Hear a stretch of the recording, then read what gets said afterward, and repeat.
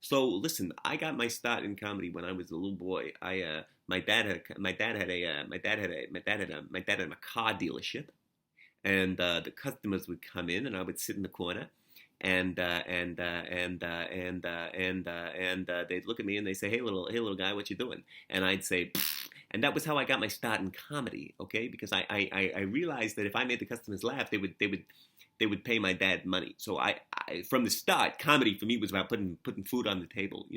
And then my dad lost that car dealership in the downturn of the stock market. He had invested poorly. What a big joke that was. And then it fell on my shoulders to earn money for the whole family. So at 11 years old, I was going around and I was doing gigs. I was doing gigs. I was going to Atlantic City, and Atlantic City back then, when I was 11 years old, was a different kind of place. There was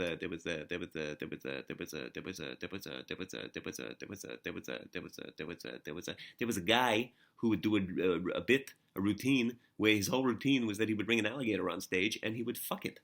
That's what that guy would do. That's what people thought was funny back then, was people fucking alligators, okay? And today you can't really do that kind of stuff. You can't really do that kind of stuff today because the climate is just not for it. But back when I was starting out, that was the kind of thing you would see on a regular basis. You would see somebody just bring an alligator on stage and try to fuck it. And the alligator, the alligator wasn't so happy about that, So I saw this guy get injured so many times, and he did it night after night after night, and people thought it was hilarious.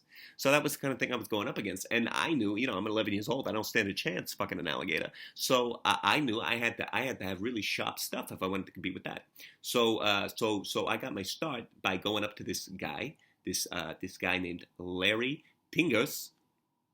And I asked him, Larry, how do you make people do it? How do you make people laugh? And Larry looked me in the eye. Larry looked me in the eye, and he said, "Kid, the way you make people laugh is that you gotta connect with them. You gotta connect with them. You gotta give them a story that they can relate to."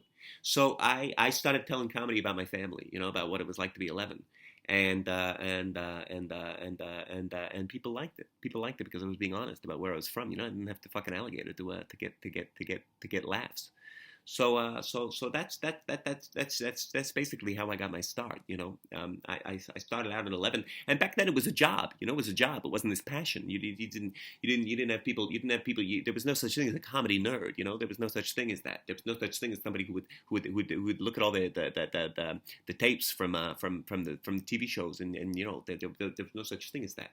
Comedy was something that it was for the people. It was on the streets. It was on the streets. It was on the fucking streets. It was on the streets. It was in your heart. It was in your mind. It was in your brain. It was in your heart. It was in your life. It was in your foot. It was in your toes. Comedy was in my toes. I would walk around and I would just feel comedy coming out of my toes. And that's because that was the climate back then. There was a climate. There used to be this guy who worked at the club where I was a regular. And his whole routine, I swear, his whole routine was that he had a dying mother. His mother was old. He was an older guy himself. He was about 65, and his mother was about 90. And he would bring her on stage, and he would unplug a respirator. He would unplug her respirator, and then he would just watch her wheeze. And then right when she was about to die, he'd plug it back in. That was it. That was comedy. People thought it was funny. When I was a kid. So listen, I get a lot of kids these days asking me, "How'd you get your start in comedy? How do you do what you do? How do I do what you do? I want to do what you do."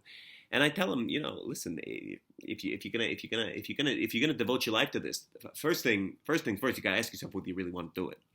Because if you can do anything else, if you can do anything else, I promise you, it's gonna be better than this. It's gonna be better than this. This is a sad fucking life. It's a sad, sad life. I've seen a lot of guys, a lot of sad guys in this life. So that's first step. But if you're one of the unlucky few that feels the need to do this for a living, it feels the need to get up on a stage and try to make people involuntarily make a noise come out of their mouth on stage. If that's something that you feel like you need to do with your life, then here's what I'll say. You gotta get to the source of what's going on with you. Because when I was starting out with comedy. It was always a way to put food on the table for me. There was no such thing as a comedy nerd back when I was a kid.